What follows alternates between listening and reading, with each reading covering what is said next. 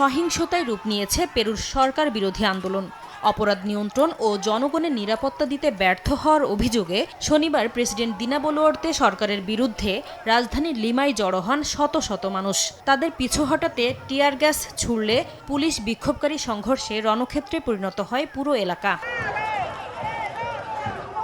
জেনজিদের সংগঠন generation Z March এ বিক্ষোভে নেতৃত্ব দেয়। অর্থনৈতিক সংকট সমাধান না করে সাম্প্রতিক আন্দোলন দমনে বল প্রয়োগের চেষ্টা করায় সরকারের কঠোর সমালোচনা করেন তারা।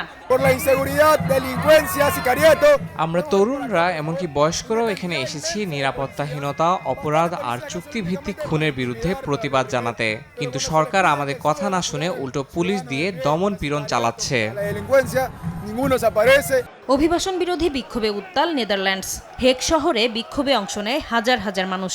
এক পর্যায়ে পুলিশের সঙ্গে বিক্ষোভকারীদের সংঘর্ষ বাধে। পরিস্থিতি নিয়ন্ত্রণে আনতে টিয়ার গ্যাস ও জলকামান ব্যবহার করে পুলিশ।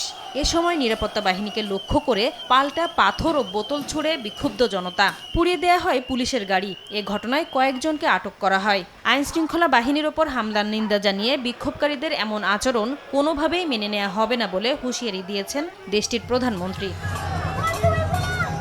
জলবায়ু সপ্তাহের আগে যুক্তরাষ্ট্রের নিউ ইয়র্কে বিক্ষোভ করেছেন দেশটির বাসিন্দারা। পার্ক অ্যাভিনিউতে জড়ো হয়ে বড় বড় আর্থিক প্রতিষ্ঠান জলবায়ু সংকট ও যুদ্ধের নামে মোটা অঙ্কের মুনাফা হাতিয়ে নিচ্ছে বলে অভিযোগ করেন অংশগ্রহণকারীরা।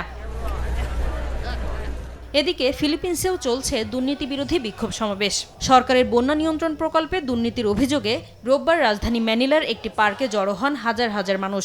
এ সময় প্রকল্প ঘিরে ৩ বছরে ৯৫৪ কোটি মার্কিন ডলার অপব্যবহারের অভিযোগ করেন সমাবেশে অংশগ্রহণকারীরা। নাসরিন রুমি, সময় সংবাদ।